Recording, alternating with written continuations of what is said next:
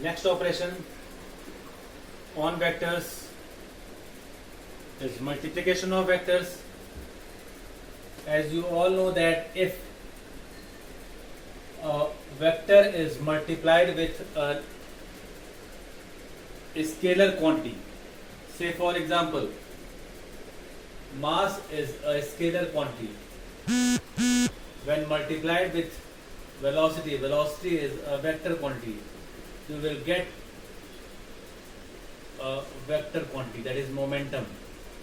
So when a scalar is multiplied with a vector quantity, you are always going to get a vector.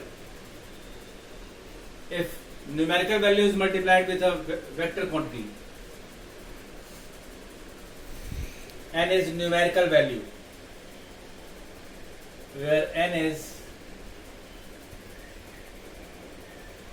numerical value. If n is multiplied with velocity,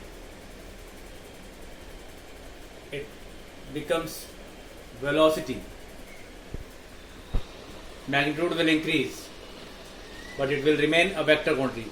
So when a scalar quantity is multiplied with a vector, you will always get a vector. A numerical value multiplied with a vector, you will always going to get a vector. But when two vectors are multiplied, you cannot use algebraic method. When two vectors are multiplied, algebraic method will not be used. For multiplication of two vectors,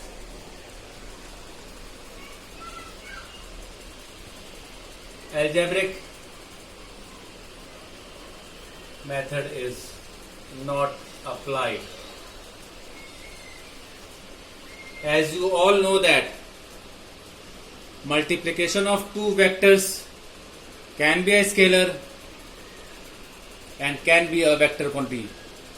As you have read about two physical quantities, that is work and torque, that is moment of force. Work is product of force and displacement. Force and displacement. So force and displacement gives work, which is a scalar quantity.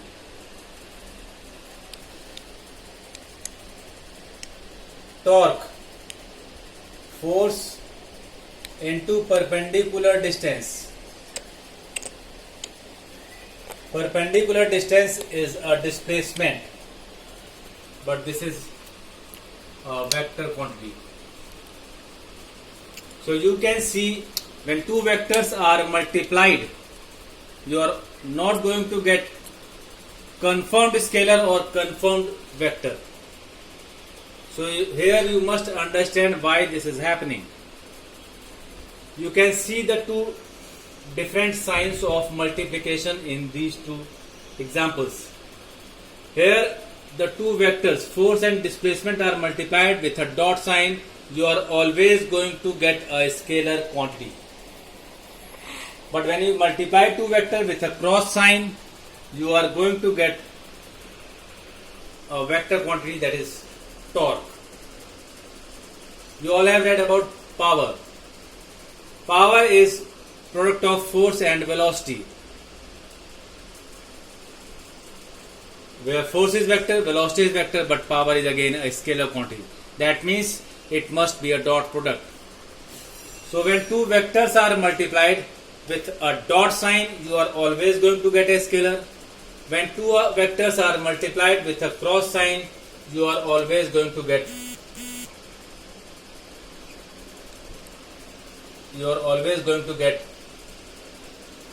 a vector quantity. So dots. So there are two types of vector products. I am giving you first, that is a scalar product or dot product.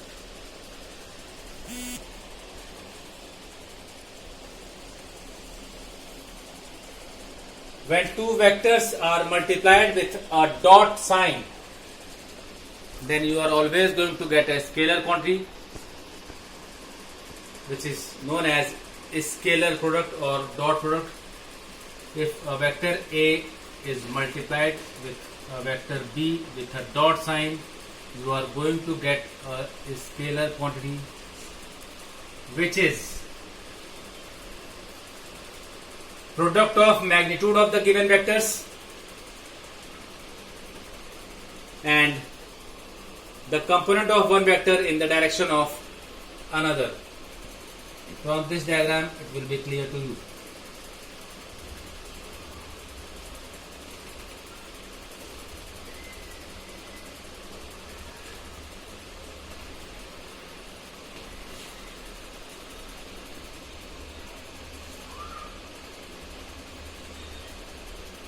Vector A dot vector B. Here I have taken vector A as it is. Its magnitude is multiplied with the component of this vector along this direction. So A dot B is equals to AB cos theta. So a scalar product can be defined as when two vectors are multiplied with a dot sign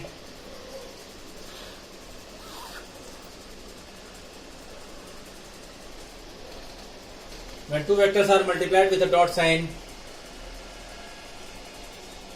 the result will be a scalar quantity.